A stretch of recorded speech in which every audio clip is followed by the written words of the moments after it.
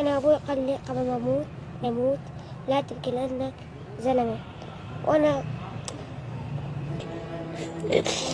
وصيتي الأخيرة بس بدي أقولكم إن لا تقطعوا 5 سنين مشان ما تجوز. مين قال لك رح تموت؟ ما رح تموت يا عمري، كلياتنا رح نعيش ان شاء الله. تمام؟ خير قلبك ما احلاك. انا زعلان منك يا عمرة، مو قال بابا قبل ما يموت الله يرحمه انه ما بصير نبكي؟ ليش عم تبكي؟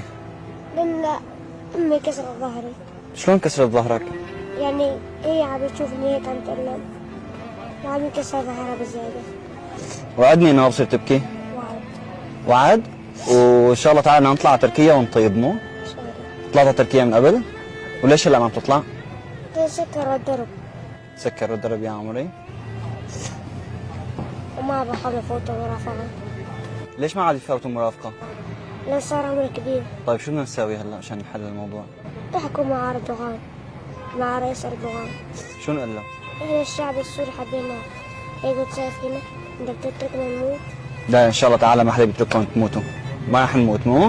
ان شاء الله تعالى، وبدنا نطلع تركيا ورح يدخلوا معنا مرافقين، مين بدك تدخل معك تركيا مين؟